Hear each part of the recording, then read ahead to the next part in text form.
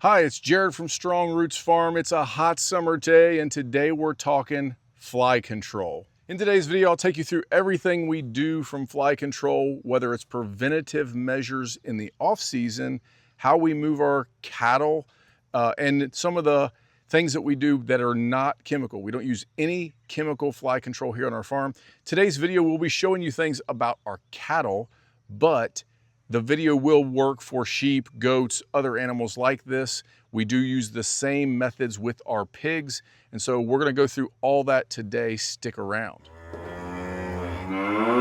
Welcome back, thanks for joining us. Like and subscribe if this is your first video with us. We have lots of videos like this here on our channel. Today, as we get into some fly control, it is midsummer, into June here. It is 98 degrees in Southern Ohio in this heat wave. This is abnormal for us for this type of year, that's for sure. Just finished some bush hogging, moved the cows into the silvo pasture, and we're gonna go through some of the things that we do to protect them from flies. So the very first thing about fly control is to keep the flies away from your cattle. And so if you've ever seen any of Salatin's stuff on life cycles of flies, he's been known for teaching this.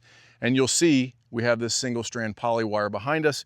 So we rotationally graze our cattle, moving them away from their manure. The flies do land in the manure. They lay their larvae there. 7 days later, those flies come to be, and then they'll follow your cattle. If we, and so we're always gonna have a little bit of flies, right? Having zero flies is not possible in my mind without some kind of chemicals, which we choose not to use. And so as we move through, we try to get away from them. If you get a high fly population, so your cows are just covered with flies, it may come where you have to move from one end of your farm, set up an alley, and move pretty far away. Now we're small here, so we only have 30 head, there's 30 acres here, and so our paddocks are not ginormous. We're not moving in that 1 week further than 100 yards at most. We don't get very far away from the old flies. And so you tend to have a little bit, which is why you're gonna see the rest of these measures. But the best way is to continue to move and stay away from those cows, or get the cows away from those flies. Now, rotational grazing is something that anybody can do. From day one, you can start rotationally grazing. That's why I had it number one. Not that it was the most important thing, but it is very important. The second thing we do is we have a very good mineral program, and that may not seem like that's a big deal to you, that really affects the flies, because some of our mineral stuff that you see in the stores will say fly control mineral. We do not feed a specific fly control mineral here.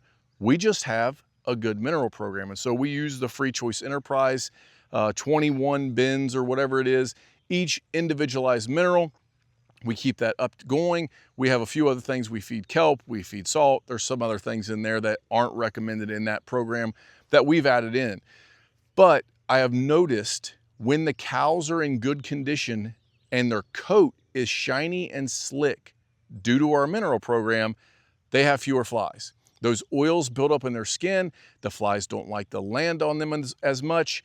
And that is all due to our mineral program. Now, I will tell you, even if you have a very good mineral program, that they don't cover the backs of the cattle, the flies or the sheep or whatever it would be, they're still gonna be around their face. I've never seen a slick, oily face on a cow where they don't get some flies. That's usually, if we have fly pressure, they'll have 8 or 10, 15 on their face, and that tells me I have to up my fly game a little bit. Now, one thing we will add during the summer is garlic. And so you can buy the Redmond's mineral salt with the garlic already in it. You can buy a fly control mineral, and that's up to you. We just have our own program. That's not a part of it.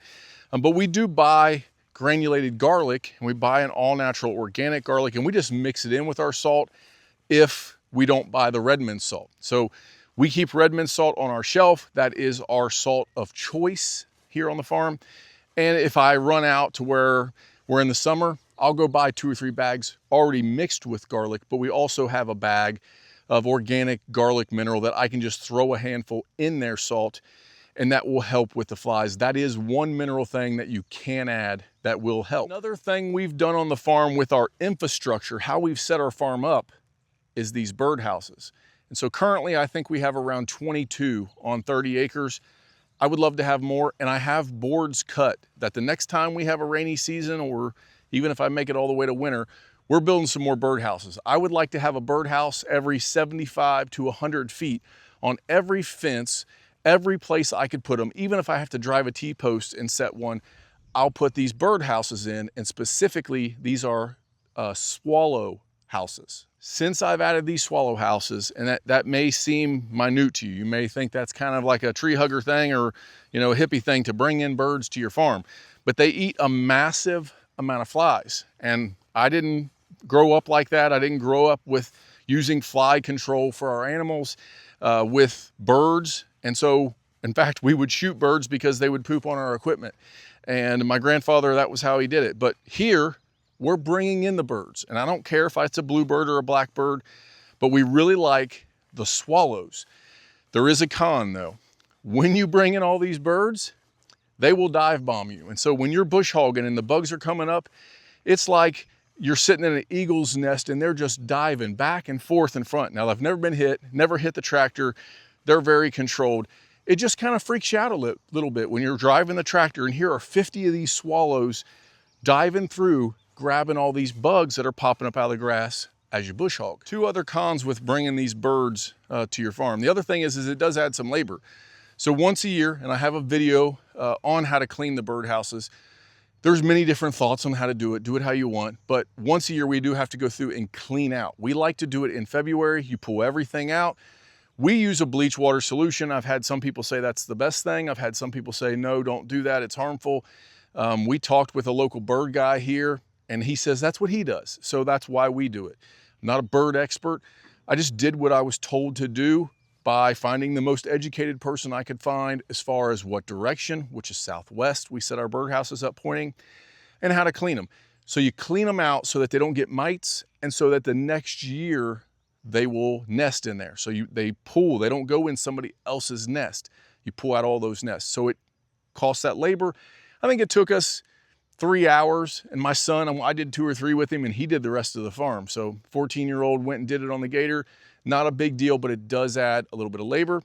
And then those swallows, when they get used to being around your farm and some other birds, they cause a problem with my main, emergency fly control method here I'm going to show you.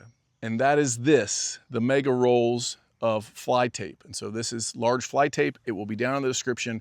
I have found buying it by the case is the cheapest way to get it.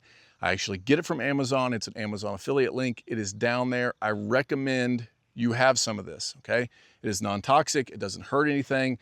Some negatives with this. You need to keep it up high enough or low enough that the cow's nose don't get in it. So every now and then they'll nose and pull this down. You can see I'm just using blue painter's tape, and we have this on our shade cart.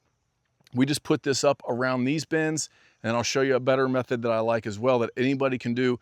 But this catches, obviously, an exuberant amount of flies. And so we went through this huge heat wave. It got dry here, and all of a sudden, the flies came out.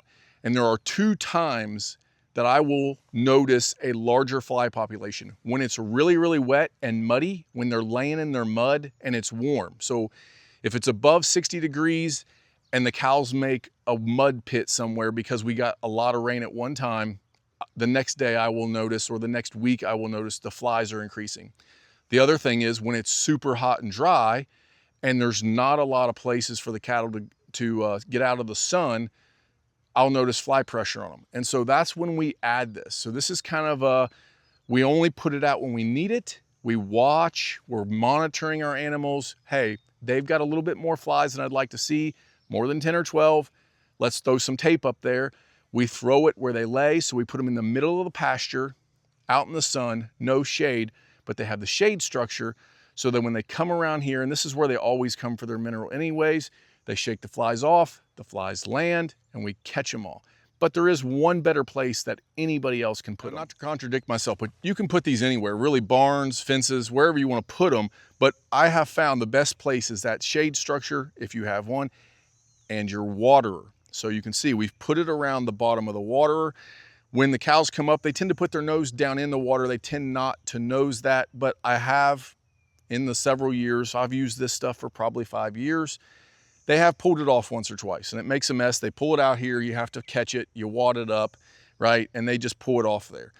It's pretty rare though. They've learned to leave it alone. They've learned that when they stick their nose on it, they don't like it, and it gets stuck to them and they don't like that. So they pretty much leave it alone once they've learned. But if you tape it like we did, blue painters tape every foot or so, wrap that around there. When they come up, they stick their head in, they shake the fly off, the flies land on there and they're gone.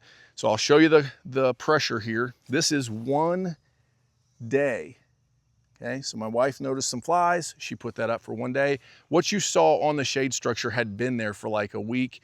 So it slowly collected, but that was 1 day around the water. And once again, there's only one water. So we're forcing the cattle to come to this water. We don't let them drink out of a pond, and therefore the flies get caught there. You will notice a drastic difference. Like tons come out and your cows are fine, and then all of a sudden you have huge flies. Like, man, they're everywhere. What the heck? Do this, 2 days of this, it will drastically reduce the amount of flies. And by that time you're moving on, and that'll help your fly control. Now I said earlier, there was something negative about the birds with this tape, and that has been a problem. It's happened twice in 5 years, which isn't a lot, but it's almost like the birds get lazy. They don't want to go find their own flies, and then there's a huge buffet of flies on that tape. And so twice I've caught a bird. And you will notice, as you come up here and it's been sitting out a week, that the wings are there, but the bodies are gone of those flies. And that's because a bird will land on there and it'll pick and eat the flies off, which is fine, I guess. I don't care, they're feeding them, but I don't like it when a bird gets stuck on there because they'll either rip it down, and we've lost 2 birds. You know, they were both blackbirds, so they weren't swallows. The swallows tend not to go to that. But I had 2 blackbirds go up there and land on it trying to eat free flies, and they died because of that tape. So if that bothers you, just know that ahead of time, that could happen. Now, if you've done all of these things, you're keeping your cattle clean because you're moving them, you're not letting them get into mud holes, you're not letting them down into ponds, you're rotationally grazing, you have a good mineral program, you're using garlic, and you're using this tape, I promise you, you will see a large difference in your flies, if not completely alleviate the problem. Also, adding the birds, I guess I left that off the list. But if, let's say, you do all of this and you still have some fly pressure, what do I recommend you do? First thing, if I was contracting or coming out to your house to consult and you had this problem and you said you watched this video and you're doing this stuff, I would then look at your mineral program. I would say, whatever you're doing, something mineral-wise, that would be where I would look first. And if you're getting the same stuff as me, I would say, okay, well, that's probably not it. We're not that far apart, and I'm using the same thing.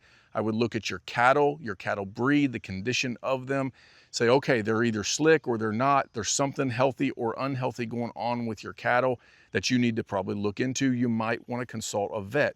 If your cows never shed off, never get slick because of that, the mineral is always where I look, but you might want to go ahead and get a blood test and get with a local vet. There may be something missing that you're missing in a mineral program or in their diet, or something wrong in that cattle. Sometimes it's not you. Sometimes you're doing everything right. It's just the genetics of the animal. And if I've had this before. I've bought cows, I bought them and traded them and got what I wanted. And you slowly build up a better herd. Well, you get the one, and then she just always seems to have flies on her. We're doing everything. Everybody else looks great. Everybody else is slick. 2 flies on every cow, but she has 150. Why are they attracted to her? I don't know. That's a reason to call a cow. She just does not have the oily skin genetic to shed those off. And so that may be a reason for you to call that animal. If everything else looks great and you're doing that, everything else that we talked about in the video so far, if you're doing all that, it may just be the genetics. But let's say it's not, and you've done everything else. The very next thing I would do is do a large drastic move. Move from one corner of your farm to the other. Just start rotating back and coming in a different direction. If you don't have the land to do that, you might want to question your stock density, but that's a different video. But we're gonna move. We're gonna get far away from where we're at and see if that pressure changes. If nothing changes there are some natural chemical things that you can do. You can run the cattle through a head chute or in a barn, or load them in a trailer and you can dump it on them when they're in a trailer. There are some things like neem oil and some other organic things. I'll leave that research up to you. You can search a specific video for fly control chemical. And of course, there are some large big ag ropes and chemicals and things that you can put on them, permethrin and other things. If that doesn't bother you, you're more than welcome to use that. You could try that and have a rope tree, a soaker rope. You can put spray on them.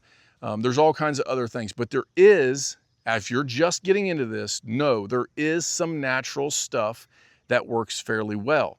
I have in the past, before I called a certain cow or I got all this right, I have used some of these products. What I've noticed about the natural products is they don't last as long as I see on other people's farm who are using chemical fly control. Usually it's a week or 15 days if you don't have a lot of rain that this stuff does a pretty good control.